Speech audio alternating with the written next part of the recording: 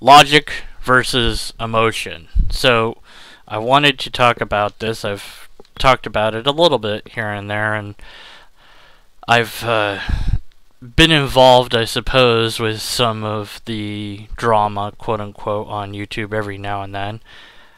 And my thoughts are always the same in that I wish that this didn't exist at all. I wish that we, the skeptics, the atheists, the agnostics, the non-believers, could rise above our emotion and only use logic to make our decisions. But we don't. Not even I do that. We're human. We're governed, by and large, by our emotion.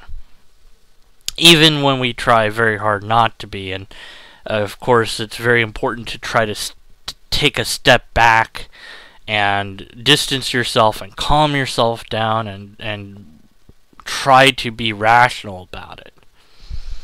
So, a couple examples I can think of. For me personally, I'm working on my book still. A good friend, a YouTuber, is helping me to do that. And he said, I'm sorry if I'm offending you. And I'm like, no. I'm not upset. I'm not offended. If I get upset or offended, I'm not going to let that affect this, because you're helping me to be better. You're helping me be more objective about my own writing. I can't analyze what I'm writing. I have a certain vision of how I want it done, and I'm going to stick with that, and you understand that vision, and I understand the points that you're making, so I have to shape it because what you're saying makes sense to me, and I'm not going to let my emotion get in the way of writing the best possible book I could. And so, yes, I do have emotions, but I let myself feel that, and then I take a step back and I think about the objectivity of it, and then I come back with a fresh perspective to that project. Another example I can think of is the Sci-10 Atheist Gate, as I named it, where a few people made videos complaining. A lot of people made text comments complaining when Sci-10 Atheist made a video about Bionic Dance. I don't know if it's making fun of, or if it's a tribute, or whatever, but Sci-10 Atheist is supposed to be offensive. If we're not offended by what he's doing, then he's doing something wrong. He insults the religious. Why can't he insult the non-religious? He's a comedian, or there might be more than one of them, or we don't know. But I said, hey, let's take a step back. Maybe this was done with permission. Maybe this was asked for, requested for. It wasn't. But people were like, oh, no, you can't do that. It's too far to say that. And his response, I thought, was brilliant. There's a line now in comedy. You can do all this stuff, but you can't do this. And I thought about this for a while, and I was like, he's right. There isn't a line in comedy. And the moment we draw that line and say, oh, no, you can't make fun of that, is the moment that we become just as bad as the radicalists, Islamic people who bomb places because people are making cartoons. See, you're not allowed to make fun of Muhammad. You're not allowed to make fun of Allah. So if you do, we're going to kill you. Now, maybe their reaction isn't as big. If you do this, I'm going to unsubscribe from you. If you do this, I'm going to thumb you down. If you do this, I'm going to flag your video. Alright, well, you can do that, but is that logical? And I made a text sort of post on this a while back that a few people saw. And I said, Michael J. Fox appeared on this show called Curb Your Enthusiasm with where he made fun of his own Parkinson's. He shook a soda. Larry David created Curb Your Enthusiasm. He's the main character, and so all this stuff was happening to Larry David, and Michael J. Fox kept saying, "Oh, Parkinson's. I shook the soda. It was because of Parkinson's. This incident was because of Parkinson's, and so on." And so he was making fun of his own disability. And there's been other cases where people have had other disabilities where they knowingly made fun of their own disability. So why can't somebody else make fun of that? And this also appears in comedy where the black comedian can say the N-word and make fun of blacks. The white comedian can't. Right? That's a social taboo. That makes sense in a way because the white people have been, vastly dominant over every other color out there. So it kind of makes sense that should be a thing. But it also begs the question of, well, are they allowed to? Yeah, they're allowed to. It's just they don't, because they realize and recognize that it wouldn't work. I can do this because I'm Scottish. I can make fun of the Scottish people. And so comedians sometimes, usually, take the safe ground. Some don't. Triumph the Insult Comic Dog will make fun of everything and anything. And it is wonderful for me to poop on. So, there are insult comics. And we can't say no. The only thing we can say no to is hate speech. And who defines that? How do we define that? If we could get together a council of all these different races and religions and ideologies sitting together to objectively hammer down what hate speech is and passed a law that said this is what hate speech is, and made it crystal clear so that nobody could be ambiguous about it, that'd be great, but that's not going to happen. Because natural language problems play into that, and people will rule lawyer it, and they'll try to find some loophole, and they'll find it, and they'll exploit it, just like the creationists that are trying to get ID into the classrooms have found all sorts of legal loopholes to try to sneak this in, to backdoor it in legally somehow. And I don't know why we just don't do like Europe, I think it was, made a law that says, no, you can't teach this at all in school, that's it, period, done. Of course, people will do whatever the bleep they want in homeschool, and we can't really regulate that as well, or maybe we can, I don't know. But at the end of the day, logic versus emotion, unfortunately, wins. A lot of the time. More often than it should, more often than I want it to, both personally and as part of a community that's also not a community at the same time. When we think of the YouTubers we know, they're all in our circle, we're subscribed to them, they're subscribed to us, we comment on their videos, they comment on ours, we watch their videos, they watch ours, and we feel like we're all this big giant community. But we're not. Not really. We are, because we talk to each other, but we're also not the community in the sense of we don't have a set agenda. We don't have a set standard of rules that we all follow. And some groups have tried to do this. Atheism Plus is probably the best and worst example that tried to say, we're going to do this and this and this and this and this. And, some people thought that it was great, and a lot of people didn't, and have rejected it and made bold and strong statements against it. I had a case recently where, for 1 Minute Skeptic, somebody said, I want to answer the question why why atheism needs feminism. And that is the first time I've ever had to say no to a question. So it's not a skeptical question. Atheism isn't a thing. It doesn't need anything else. It's just a non-belief in a idea of a deity or deities or a combination thereof. That's it. It doesn't need anything. It can't. You can't start including things that it needs, because then you make it a worldview, which it isn't, and it can never be. Because that's just the nature of the word, and we don't. I think we don't want to change the word. I don't know if we do or don't, but I think that we want to keep it to the definition. We already have enough problems as it is, telling theists and apologists that atheism doesn't mean what they think it means. It means that you do not believe in God. Yes. It means that there is no God. No, that's not what I said. Well, some atheists say that. Maybe, but not me.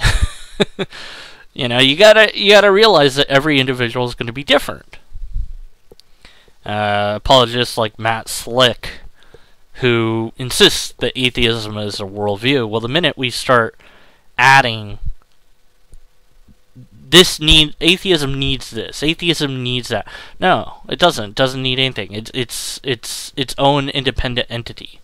You can be a feminist, you can be a whatever else you want-ist within atheism. You can believe in an afterlife and be an atheist by the definition of atheism in and of itself. Are we going to get upset at things that people say or do or don't say or don't do? Absolutely. Are we going to respond to those? Probably. My desire would be we would use logic and reason and ask ourselves, is there a logical argument I can make for this? And if not, then why do I need to say anything about it at all? But some people, their whole persona, their whole YouTube thing is to just be themselves, and they're not worried about making logical arguments. I would take Deity Free D and Kasumi as examples of vloggers type of YouTube channels who are atheists, but nonetheless they use emotion. Sometimes you'll hear a logical argument from them. I'm not going to say that they never do that, and I'm not going to say what they're doing is right or wrong, because it's neither. It's just their style, and either you like them or you don't. Either you like what they produce or you don't. Either you agree or you don't. But if they don't have a logically coherent argument, you get to be skeptical of it. Of course. If they have nothing but an emotional argument, you're free to point that out and be like, okay, whatever. Who cares? That's their view. That's their opinion. They get to have that. No one is telling you you're not allowed to feel this or that way.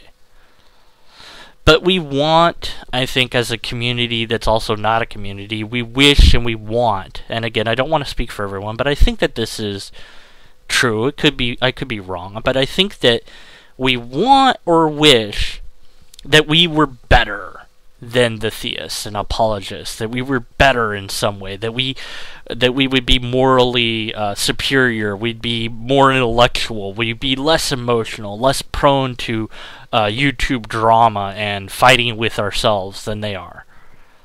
But it's just not happening, because we're human. We're all human. There's good atheists and there's bad atheists. There's good theists and bad theists. There's theists that you're going to get along with and have great talks with, and there's those that you just can't. And then there's atheists that you can get along with and have great talks with, and then there's those who you just find that you disagree with, like every single thing they say, except for the idea that there isn't a deity. That's the only thing you can agree upon.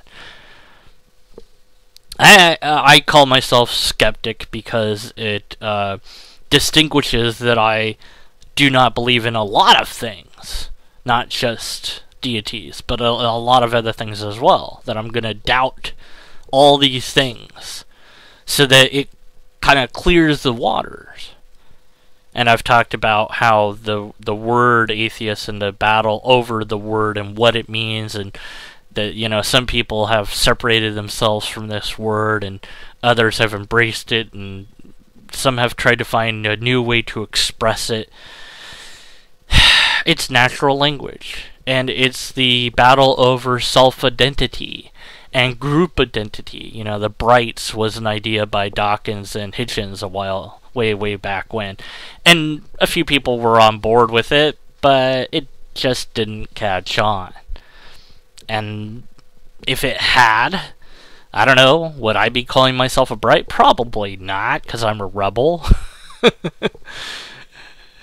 But that's not based on anything other than my own preference. There isn't a logical argument of why I should call myself something. The only argument is the definition itself.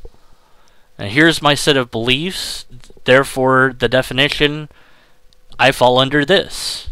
That's how it goes. If we change the word, then I have to change what I call myself, or whatever. So, whenever we're confronted with emotion, for whatever reason, somebody made an inflammatory video, somebody said this, somebody did that, somebody didn't do this, somebody is blocking people from their channel, whatever it is, we can respond in one of two ways. We can respond emotionally, which may or may not gain popular opinion, or we can respond logically, which again, people may or may not care about, because not everybody cares about a logical argument, because they're so wrapped up in their emotion that they don't want to agree with the logic of the situation. And there might not be a logical argument that you can make for or against something, because it's not about logic, it's about emotion. And there is no way to change anyone else other than yourself. And even that is somewhat limited. I can work on things, I can strive to improve in areas, but ultimately I'm bogged down by my genetic code and the way that my brain works, and maybe I can make modifications and slight changes. Maybe ultimately I will fail in that endeavor. But I have to try. That's my feeling on the matter. I need to try to better myself. I need to always challenge whatever it is I hold most dear. Even my own writings or my own videos. You don't spell well. I know I don't spell well, and I've given up on that. I use Google spell checker, and sometimes it works, and sometimes it has no idea what word I mean, and laziness kicks in, and I just don't care, and I'll just post it anyways. Grammar, screw it. That's been my stance on that. I just don't care. But some people really care about it. Well, I'm not gonna please those people. That's my decision. I mispronounce words. I know that. Well, work on it. What can I do? Try to pronounce. Take 20 different recordings of trying to say the word the right way, or just say it how I say it and hope that you know what I mean, and if you are correcting me, then you did know what I mean. And if not, then I can tell you what I meant, hopefully, and you'll understand that. But there are choices that we all make, and they're not always based on logic, although I wish that's how we were, which in itself is not a logical desire, it's an emotional one. Logic has its function. I love it. I enjoy it. But it also has its limits. And human social interaction is definitely one of those limitations. We have to grant each other the benefit of doubt. We have to presume innocence until guilt is proven. And because of this, our interaction with people is all over the map. When I tell people I'm not very good with social matters, it's because I think differently. I think logically and pragmatically, or at least I try to, and I'm fairly certain I'm not always successful. There was something where somebody shared a Google group with everybody that was a Google group that needed to be reported, and I reported it, and I offered them help if they happened to be that way, and I also said you might have a virus on your computer, because those were the things that I thought were more than likely the reason why they would do this. Well, it turned out that they just misclicked, and they were trying to report it, but they were also trying to notify everyone else to report it as well.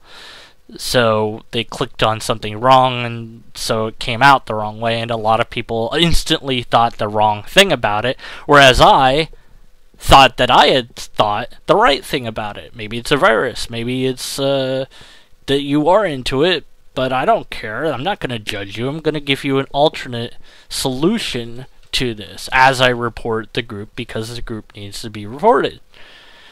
And so I'm going to offer my help if you need it, but I'm also not going to assume that you do. Well, they didn't react positively to that, and so maybe I didn't explain myself adequately. And maybe I should have just presumed innocence until I knew what was going on and knew the full story. And I did. I thought I did, but I didn't do it well enough for them. So what can you do? You know, you encounter these social things, you know, this YouTuber's banning people left and right. Okay, well, that's their choice. It's their channel. They can do whatever what they want with it. If you don't want to interact with them anymore, then don't. That's your choice. What matters? Do they have a logically coherent argument? That matters. That definitely matters to me. I don't know if it matters to you, but that's what definitely matters to me. There's a few people who I've banned.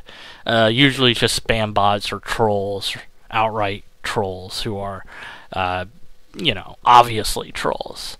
But I say obviously when that's not really true either. How do I know that they're a troll? Well, it's based upon what they've said and how they've said it and where they've said it and what way they've said it, you know, or whatever. It's just a hunch.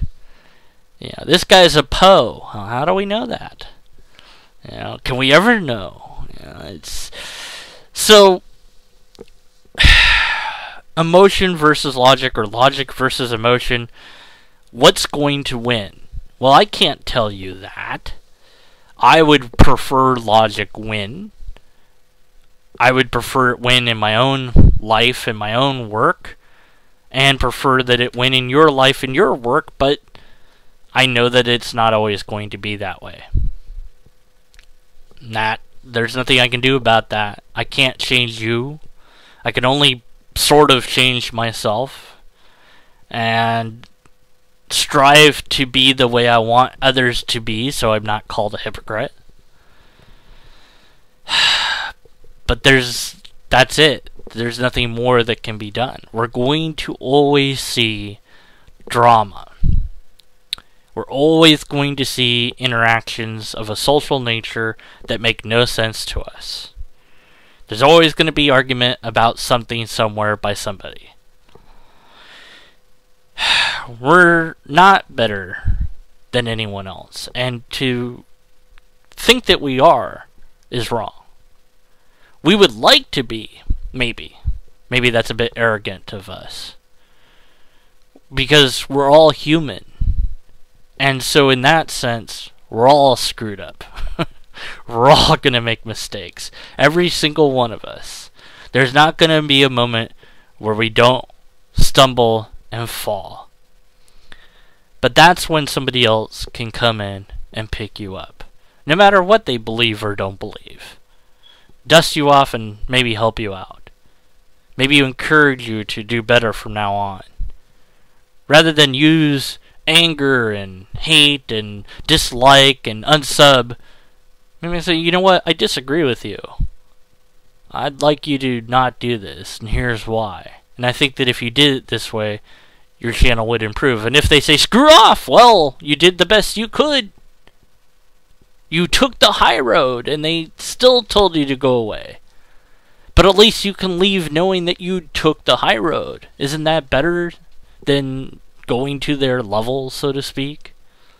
I don't know. Some people say fight fire with fire. Well, actually, they do that. They burn out things so the fire will stop. But water, or just getting rid of the oxygen, also works. So I don't know. I don't have the answer. All I can do is state the problem and be left without any solution to it. Because there's limits in logic, and emotion seems to prevail more often than I'd like. And all I can do is say, let's try to make that slightly better, please. Which is an emotional appeal, so bleep. Unless and until we have... that doesn't even work in this video, does it? Take care. Thanks for listening.